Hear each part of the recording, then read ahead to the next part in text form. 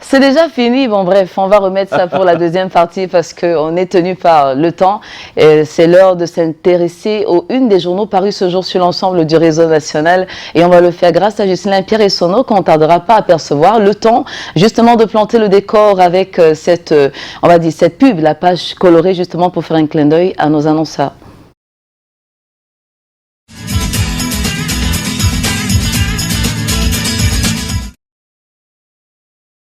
Oui, nous sommes de retour et donc je pense qu'on va aller directement du côté de Yaoundé pour cette dernière sortie, oui, cette dernière livraison de la revue de presse. Il est important d'être informé sur ce qui se passe sur le triangle national et Ghislain Pierre et Sono, certainement qu'on aperçoit on va déjà.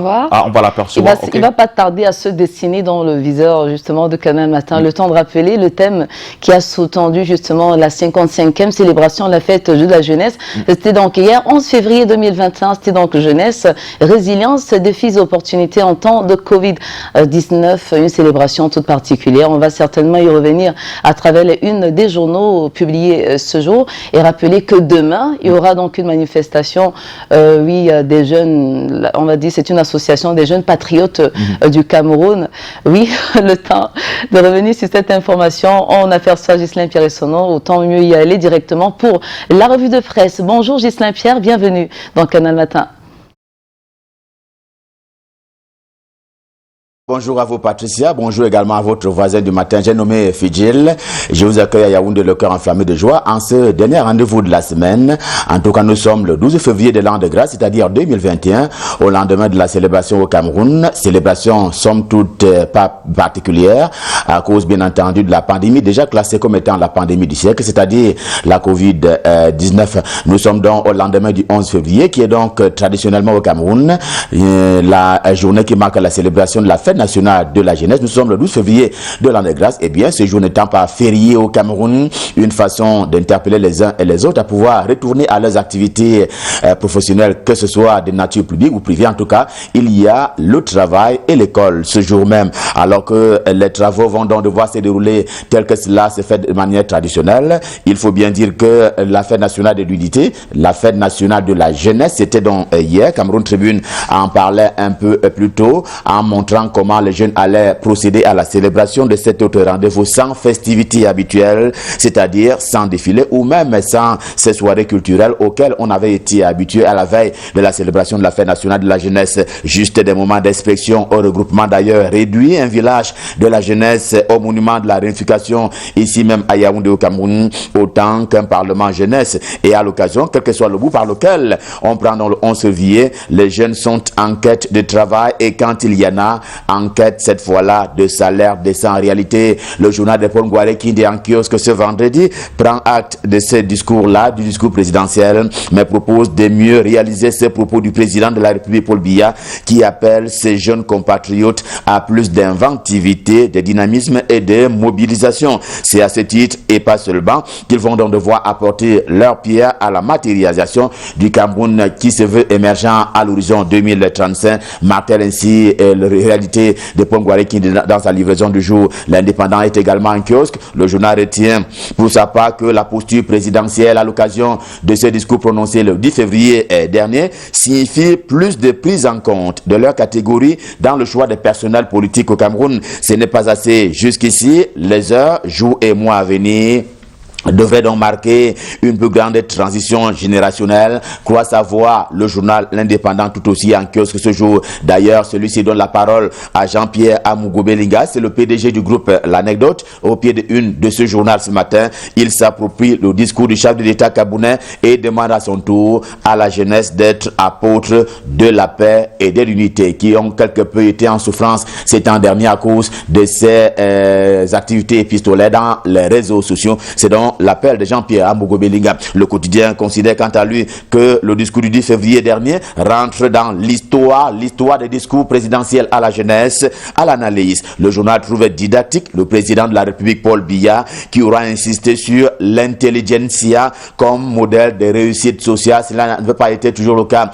par le passé. Il y avait très souvent les lions indomptables qui avaient été pris pour exemple et cette fois-là, le chef de l'État a insisté sur l'école, sur l'intelligentsia matière, en allant jusqu'à citer d'ailleurs nommément les modèles en la matière, modèles planétaires mais originaires du Cameroun, en attendant bien entendu la prise en compte des modèles, cette fois-là made in Cameroun. Tel n'est pas la vie du quotidien Émergence de Magnus Biaga, lui aussi en kiosque ce jour, le journal qui critique l'adresse du locataire d'étudier à l'endroit des jeunes Camerounais. Elle passe mal, cette adresse-là, faute d'annonce forte, fausse d'engagement quelconque de l'État du Cameroun à faire ci ou cela au cours de l'année 2021 en faveur de la jeunesse. Voilà la préoccupation qui est exprimée ce matin dans les colonnes du quotidien Émergence. Le journal de Jean-François Chanon, j'ai nommé Le Messager, lui aussi en rajoute jusqu'à évoquer un mais on ne peut plus réchauffer avant d'être servi. Paul Biya dit le quotidien Le Messager était attendu pour évaluer le nombre et même la qualité d'emplois procurés à la jeunesse camerounaise au cours de l'année 2020. Cela manifestement n'a pas été fait. C'est d'autant plus que selon le quotidien Le Messager encore, il n'y a pas une projection objective sur le même sujet pour ce qui est de l'année 2021. Il n'en a pas été le cas selon Jean-François Chanon et ses équipes du quotidien Le Messager. Mutation des gaps. Georges Alain Boyomo ne se prive de rien lorsqu'il parle ainsi d'un disque rayé. Vous le voyez en une principale ce matin. Les actes manqués de ces discours, ce sont précisément la non-évocation de la condition juridique de la diaspora dont certains membres camerounais veulent retourner à la maison mais en sont complètement incompétents, demandant ainsi l'aide au gouvernement de la République, une aide qui est venue en compte-gouttes ou qui n'est pas venue du tout. Ce sont aussi ces jeunes en nombre, on va dire, important et à qui l'on a confié le pouvoir en termes de postes de pouvoir et de décision. Ils sont d'ailleurs très peu. Ils ont été comptés et comptabilisés par le quotidien Mutation qui tient ainsi à montrer qu'il y a encore très peu de prise en compte des jeunes dans la prise de décision et donc à des postes de pouvoir et ou à des décisions. Ils sont plutôt rares, étant entendu que l'âge maximum qui a été fixé par les Nations Unies pour parler de jeunes, eh bien c'est 34 ans. On est donc jeune. Si l'on a au plus et au maximum 34 ans, on devrait d'ailleurs avoir un peu moins comme cela a été indiqué par les Nations Unies. Néanmoins, toujours dans les colonnes du quotidien Mutation ce matin, les bonnes affaires qui sont contenues dans l'adresse présidentielle à la jeunesse camerounaise pour le compte de l'année 2021, c'est entre autres la remise dos à dos de la FECAFOOT, la Fédération camerounaise de football et la Ligue de football professionnel du Cameroun. Question de réparer le tort, tout le tort qui a été jusque-là causé au football camerounais en particulier et au football sous-régional en général et partant du monde entier, tant il est vrai que le Cameroun a déjà produit 1001 talents sur la place mondiale et hélas, il y a ces querelles qui ne s'estompent pas entre la Ligue de football professionnel du Cameroun et la FECAFOOT. En tout cas, le chef de l'État a sifflé la fin de ces joutes-là, question de redorer le blason du football camerounais. Le président Paul Biya n'en veut pas, surtout au lendemain de ces CHAN éclatants qui a été organisé en terre camerounaise et bien entendu à la veille de la CAN, la Coupe d'Afrique des Nations de football qui est prévue pour se tenir dans les mêmes installations au Cameroun. Ce sera alors en janvier 2022. Prospective nouvelle, le journal de Jean-Baptiste Biaye est en kiosque. Le journal souhaite ce matin manifester sa joie par une évidence, la palissade, et bien l'organisation du CHAN par le Cameroun qui a donc séduit même les plus sceptiques, aidés en cela par la qualité des infrastructures en quantité et en qualité de dernière génération dont s'est doté le Cameroun. C'était, faut-il le rappeler, la première compétition sportive en pleine lutte mondiale contre la Covid-19. C'est ce que souligne Prospective Nouvelle dans son édition du jour. Une telle réussite s'est d'ailleurs aussi faite avec le concours des établissements hôteliers qui ont d'ailleurs joué un rôle prépondérant, en tout cas indispensable pour la réussite de cette compétition continentale en terre camerounaise. Des hôteliers dont la maîtrise du sujet a été précédée par une méthodologie que leur avait partagée auparavant le bureau de mise en niveau, dont le magazine trimestriel, vous le voyez, et donc en kiosque lui aussi, question de participer à la diffusion de l'information à la fois économique et financière. L'économie quotidienne tient ce pari depuis des lustres et ce matin, le journal est au cœur de l'exécution du budget de l'État du Cameroun pour l'exercice 2021.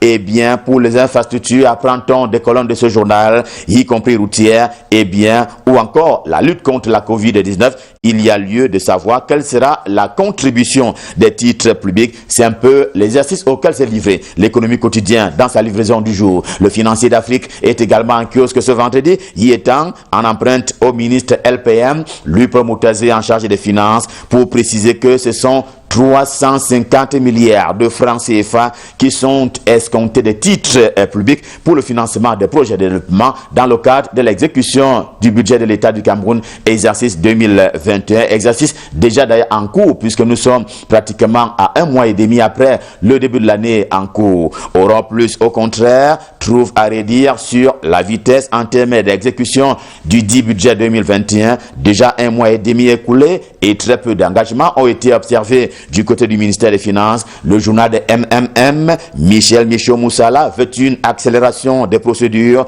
pour que vive l'opérateur économique qu'il est, lui, digne fils du grand BAM. Dans les activités économiques encore, attention, danger, l'alerte est tirée par le quotidien bleu. Le jour du jour, le journal d'Aman Mana, qui a donc frôlé le pied en goûtant à du mauvais vin, mauvais parce que de fausses fabrications, et en tout cas des fabrications interdites. Cela se passe à Yaoundé, dans la capitale camerounaise, non loin des services du ministère en charge du commerce. Les résultats de l'enquête qui a été menée par le quotidien bleu sont pour ainsi dire dirigés vers Luc Magouan Barga Tangana, le ministre donc du commerce au Cameroun. Reporter Hebdo observe à côté une mobilité à tout le moins positive de la part de Paul Tanganji. Le ministre en charge de l'administration territoriale passe peu de temps au bureau et beaucoup sur le terrain avant l'extrême nord. Le rappel est fait par le journal. Il était dans le sud, à Ebolova, la capitale de cette région. Il était aux côtés des déplacés internes de la crise du nord-ouest et du sud-ouest camerounais. Question d'apporter le réconfort du chef de l'État camerounais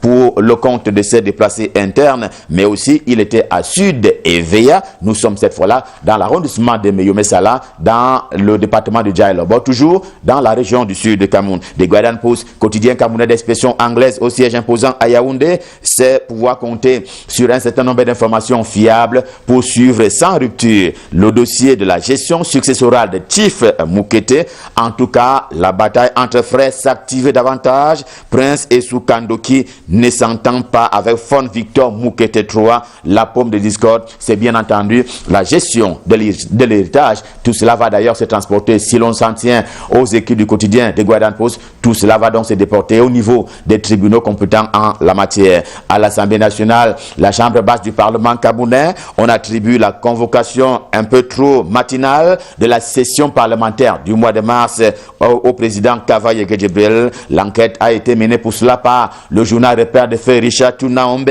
Il s'agit manifestement d'une construction des intéressés des réseaux sociaux dont certains acteurs sont très souvent sans foi ni loi. En tout cas, cette information en termes de délai n'est pas du tout vérifiée et vérifiable, signale ainsi Repère, édition de ce jour.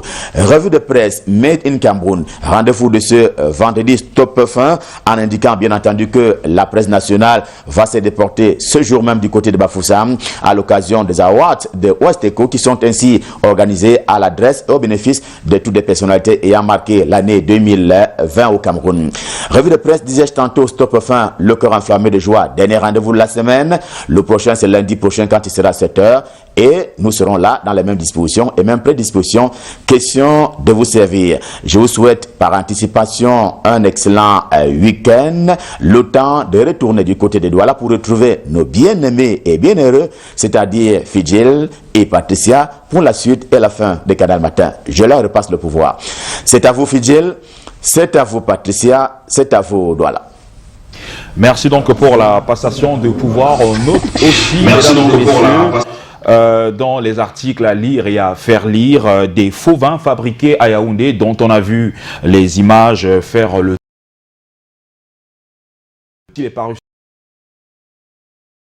de la jeunesse et du discours du chef de l'État, des parutions que vous allez retrouver dans nos différents kiosques. Et donc avant de mettre un terme à cette revue de presse, peut-être quelques brèves sur le plan international. C'est clair, rendu justement ce 12 février 2021, on va dire que hier marquait donc l'ouverture ou la suite justement du procès en destitution de l'ex-président américain Donald Trump après les accusations démocrates. Aujourd'hui donc ce sera la place aux avocats d'entamer leur plaidoirie et l'OMS qui parle d'environ 40% de décès observés en Afrique à la suite justement de la pandémie de la Covid-19, notamment la résurgence, en seulement un mois. Donc l'heure évidemment on va dire la prudence maximum, à la prise de responsabilité, surtout pour ce qui est du respect des mesures barrières.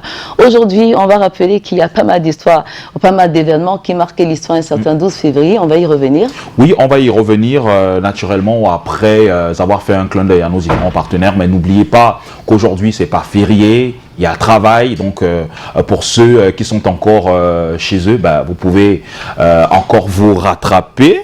Oui, puisque, bon, oui, vous pouvez encore vous rattraper étant donné que aujourd'hui n'est pas férié. Et aussi, je plains beaucoup les élèves qui sont sortis hier, qui sont allés, je sais pas, dans des concerts et tout, et qui doivent repartir à l'école ce matin. Ça doit être compliqué pour eux. Ils étaient censés être à la maison, c'est clair, et observer justement cette célébration d'une autre façon. Donc, ils ont tout intérêt à être sur le chemin de l'école. Avant 7h30, c'est l'heure du démarrage de cours justement dans les différents établissements scolaires. Vous l'avez dit, le temps justement de faire un clin d'œil